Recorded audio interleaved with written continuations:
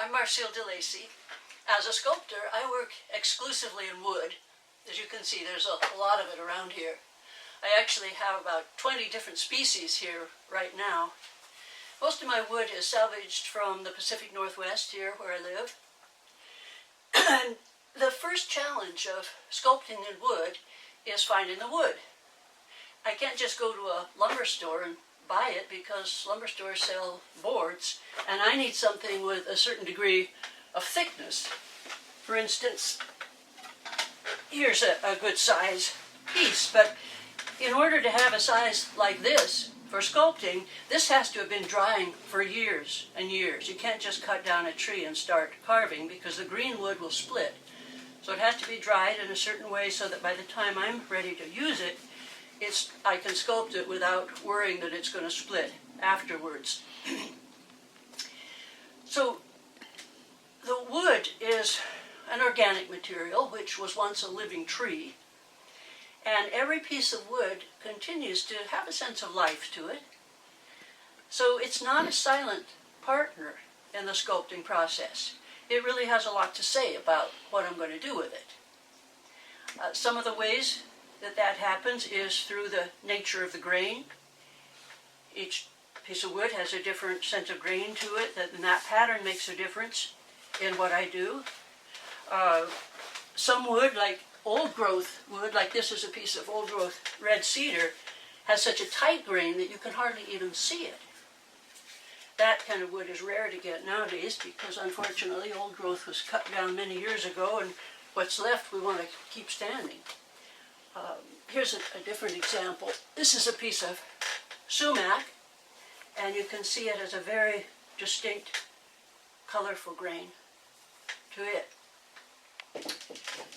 Well, one of the other ways that wood plays a part in the sculpture is through various characteristics such as knot holes, indentations like that has, and even after it's been dried and ready to use, there are still some cracks that were there. They've been there for years, but I have to work around those. So what happens is that oftentimes I start with an idea of what I want to do, and then I get carving into the wood and discover maybe a crack that hadn't been apparent before. So I have to work around that, and maybe I find a knot hole, and pretty soon I realize that what I thought I was going to do isn't going to work. So at that point, it's almost like the wood is saying to me, you know, the idea that you had, that really wasn't that great an idea. You know, I've got a better idea. Here, try this. And so then I have to pay attention to what the wood is telling me and go with what looks possible. But the interesting thing is that often when that happens is it turns out to be better than what I had in the first place, the idea that I was going to do. So, well, that's life, isn't it? You know, we have plans and then an obstacle comes up and we can't do what we thought we wanted to do, and so we have to let go of that and just pause and listen and pay attention and see what life has to offer us. And isn't it true that often what happens turns out to be better than what we thought we were going to do in the first place? So that's life, and that's woodworking. Well, now let me pause a second while I get out a couple of sculptures so I can give you some examples of how this partnership with the wood works. As long as I have my gear on, I'll show you using wood in the vise, because this is one of the ways that I work.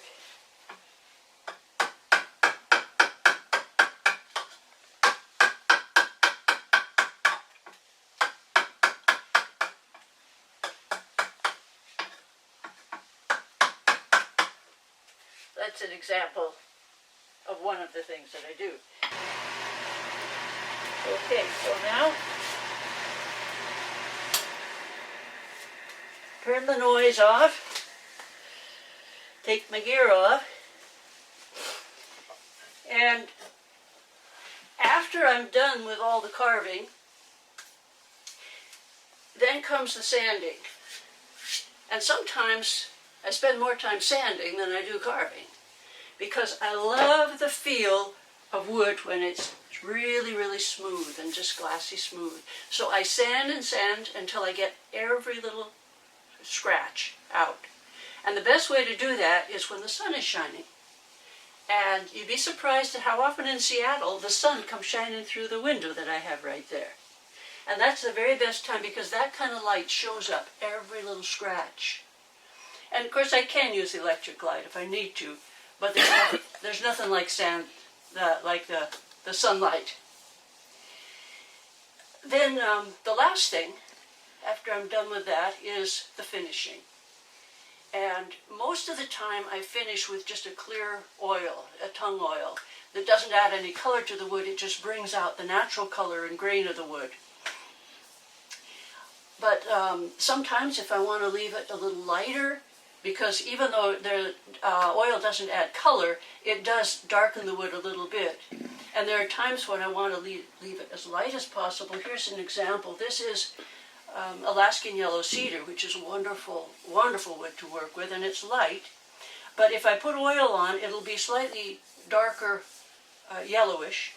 And this one I wanted to leave light, so I just use a clear wax finish on it to leave it this light color. And this one has a malachite stone in it.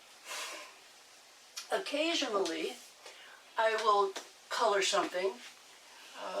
Here's an example of a red cedar, which I have used a black dye on in order to make this a black swan.